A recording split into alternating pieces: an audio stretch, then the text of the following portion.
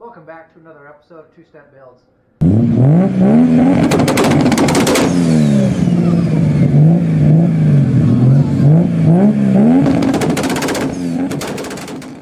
we're going to be working on the Skyline here a little bit. Not knowing much about the YouTube, I didn't realize that yet. I have 3 videos actually up before even searchable. I want you guys to be able to find me and follow along as I work on these things here. So we're going to go ahead and work on the engine bay here a little bit. I got the valve cover gaskets that we're going to do. They got little half moon shaped ones on the back, and mine are definitely leaking. In fact, when I got this from the delivery guy, it had actually leaked all the way down the side of the back of the block and all the way over all over the back of this truck. So going to work on that here. We'll set you up on a time lapse. This is going to probably take a couple of minutes, so we'll set you up on a time lapse, and I'll check back in here in a few minutes.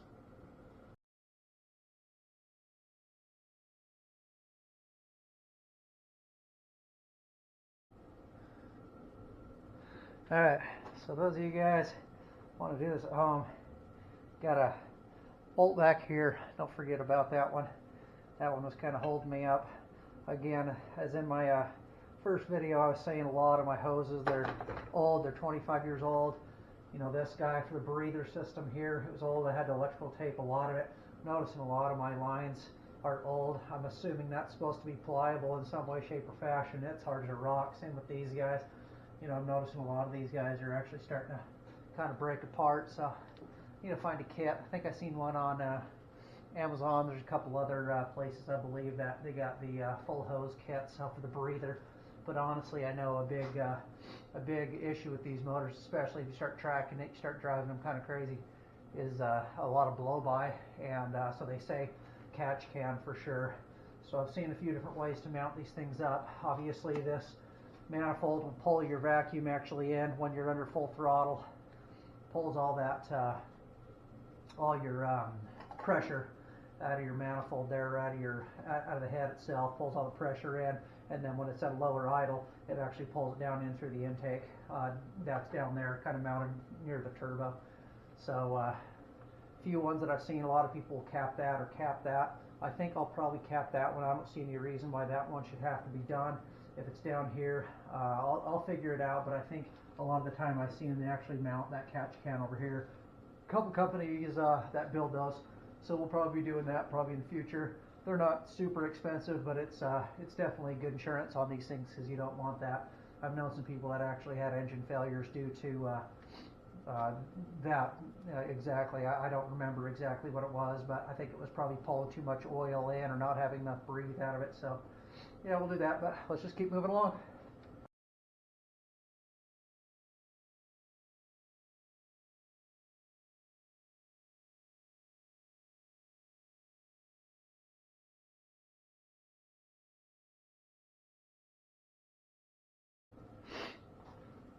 Alright guys, oh, the light's probably crazy here.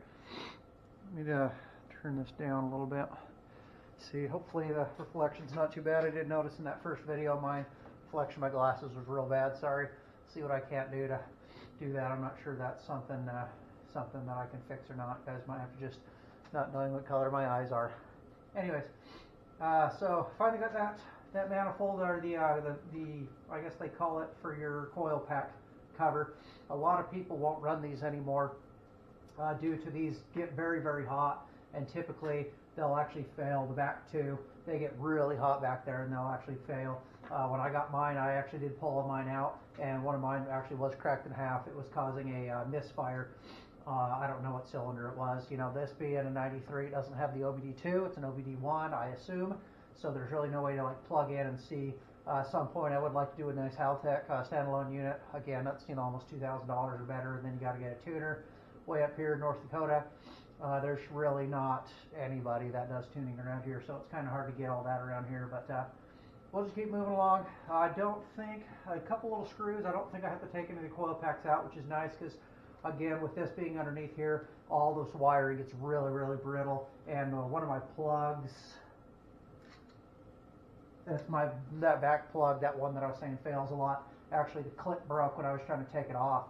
So company, I'll have to remember, I'll post their link below, whatever for it, but they got the Audi red top coil packs and a nice billet cover that mounts them all in there. you can't put that cover back on there, which is kind of a shame because I do like it. I think it looks good. You know, I could probably paint it up and make it look nice and whatever else, but honestly, I'd rather it not kind of look so good and perform better. You know, aesthetically, I know there's a lot of guys. I think there's ones that you can do the LS coil packs for the LQ4s, the LQ9s. There's also people who does the R35 or the GTR coil conversions, which are cool, but they're very, very expensive.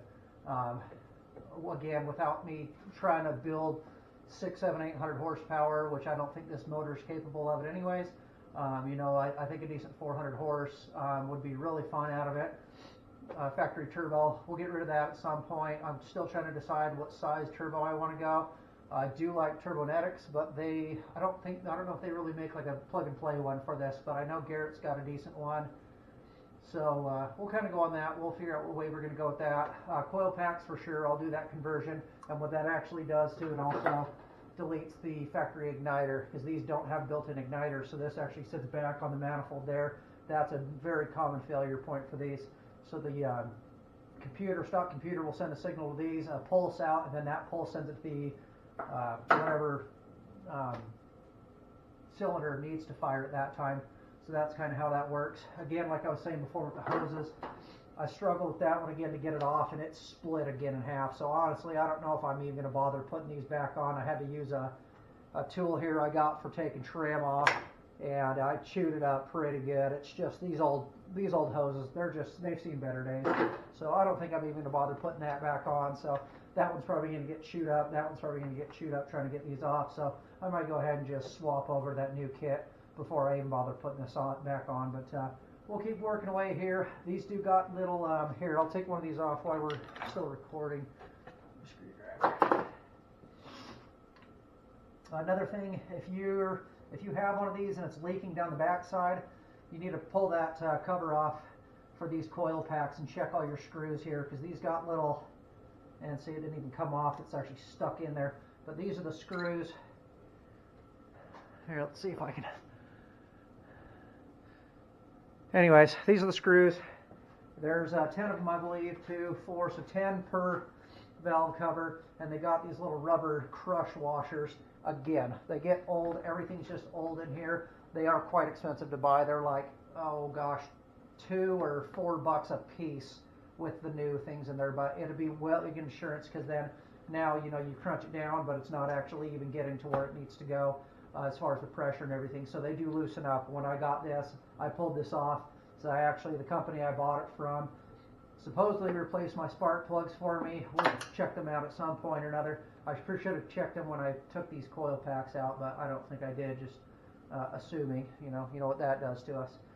But they actually didn't tighten my boot down here. I was actually going up a hill and I lost all boost. It felt like I had no power at all. Got back home and found that boost pipe had come loose. So anyways, I don't know where I was going with that, but we'll keep moving away here. Oh yeah, and so when I pulled that off, these screws, the back, like 4 or 6 of them were almost completely out, and so it was leaking pretty profusely. So we'll keep plugging away here. We'll get these valve covers off. We'll check how those gaskets look, and we'll kind of go from there. Alright guys, back to the video here. We got all the screws loosened. All of them are this style with that little crush, except for the one underneath the intake manifold. And I have a feeling that one's going to give me quite a bit of guff getting out of here, but that one's just a normal Torx screw underneath there. Not Torx, but like this guy here. Just a normal screw head. So I'm not sure why that's different under there, but we'll go ahead and see if we can't get this valve cover off here now. It is still connected here, but again, with these hoses being so gross, I can't seem to get anything to let go. So I'm going to see if I can just get the whole manifold or the whole cover off and then kind of wiggle it free, and we'll see if we can't get that to come out of there. It does seem to be holding on to something up front, but it doesn't look as though it's connected. No, it just popped free there. So we'll go ahead and get it pulled out on this side first. Oh, and actually we got some oil in it, so we're definitely already getting some blow-by in that guy. Okay, I don't know if you can see this or not. Here, get the screen back on for you guys. We actually got what looks like probably maybe that's part of the PCB system in there, some sort of a metal disc. So probably good that I didn't actually cut. Gentle. Alright, good deal. Actually not bad. Not bad. A little bit of residual. Not bad actually underneath there. That gasket doesn't look horrible. Let's see if we can't not mix these up. First of all, I'll give you a reason. So there's the half moon. Now, I don't know how stiff these are supposed to be in the beginning, but that is completely hard. I would say that's not even rubber. I would almost say that was like a hard plastic like that. So the kit does come with some new ones, so we'll replace those at the same time. And that's, I think, usually what causes a lot of the leaking.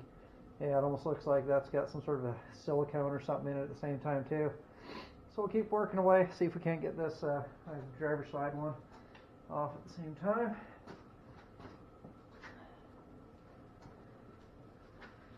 See if we can convince this hose to come off the same way.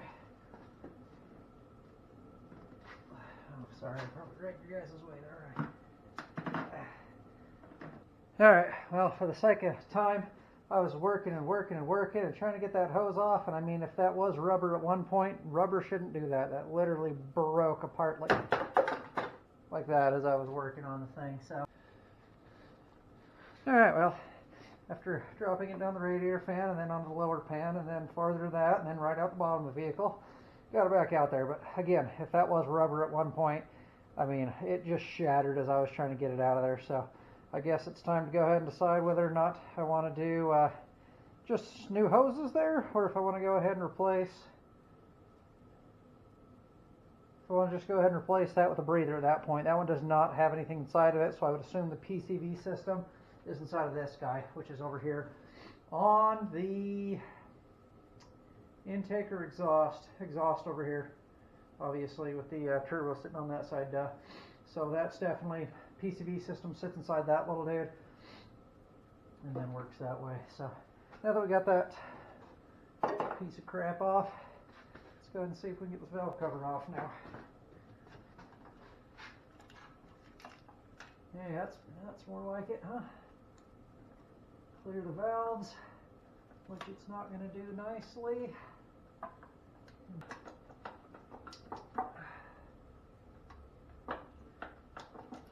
There we go. Woo! That guy's going to be fun to get back on there, I'll tell you that much. Alright, well, inside of this one doesn't look as bad either. Maybe near the back there a little bit. Not too bad though. Gasket actually feels okay still, but we're going to go and replace it, obviously.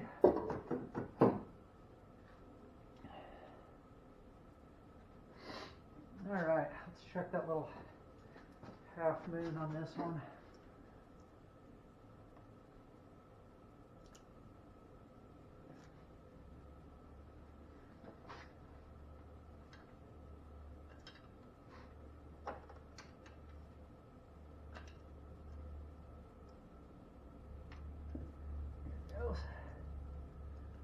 Alright, same thing with this one, very hard.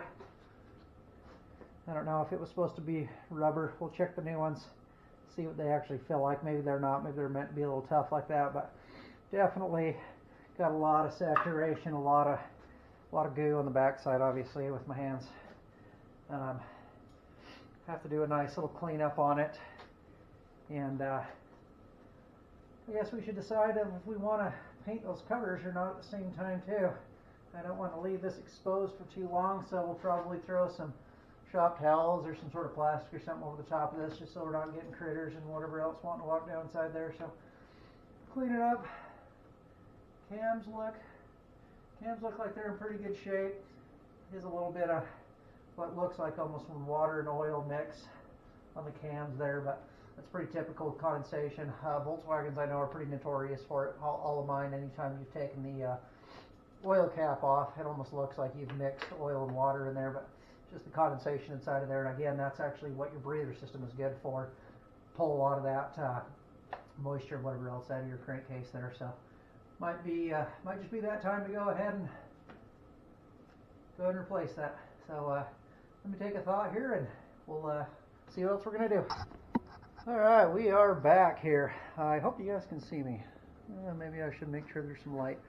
Anyways, back here looking over everything. I think what I'm going to do for now, not that I want to leave this disassembled for too long, but I might actually clean the valve covers up and give them a nice coat of paint too at the same time. I really like to do that. And the front timing cover here, we'll check it out. I really like to do the front timing cover at the same time, but in order to get that off, you got to take this guy off. That's your CAS, your cam angle sensor. That's actually what adjusts your timing. I'm terrified to move that, because if you screw up the timing, it's kind of a two-man job. You got to have one person moving that while the other person has a light, timing light down there on the cranks. So I may do that right now. I don't know, just make some marks, but obviously if I mark it and then I paint it, the marks aren't going to show up anymore. So kind of throw that one over in my head for the next day or so. We'll kind of see what we're doing there. But this kind of gives you an idea of what these guys look like back there. Again, new coils on there. Would be nice to do that. That Audi red top, I heard really good things about those coils. They're relatively inexpensive if they do go bad. And it comes with a nice, the kit you can buy comes with a nice billet mounting plate with some stands. Mount them in there the right way, and then that also deletes your back in there. It deletes that Hicus, or not the Hicus, holy cow, the igniter, and so they run a lot stronger, a lot better power, a lot more reliable. These are, I mean, they're unfortunately kind of known for misfires and whatever else. It can come down to a lot of different things. I did notice back here there's a ground wire there. That's a big thing with anything that I've ever worked on, is you got to make sure your ground's right. If your grounds aren't right, you're going to have issues everywhere. So back in there again, we'll have those two little moon shape. In fact, we got the kit back in here.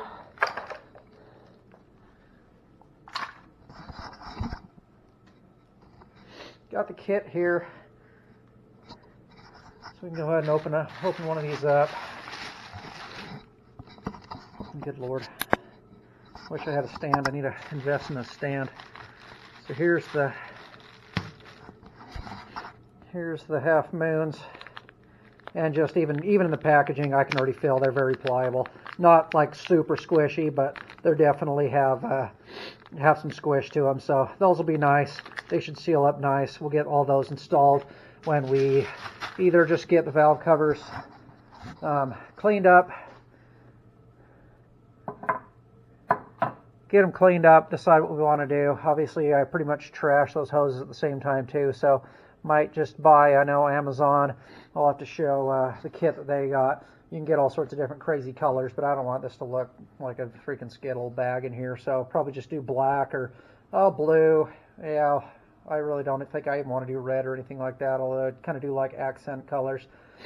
Call me crazy guy, I do like purple. Purple's kind of cool, but I think it's a very bright purple, so we'll kind of see where we go with that. Alright, I think that's where we're going to go ahead and end the video today. Pull those valve covers off. We'll figure out what we're going to do with them as far as painting them, whatever else goes. Next video will be on the inside there as we start to put that stereo into the inside. Getting a little ahead of myself here. Squirrel. Make sure you guys check back. Be new videos coming up here real soon. And again, remember, if you guys are working on stuff and your hands ain't dirty, you ain't bleeding, you're doing it wrong.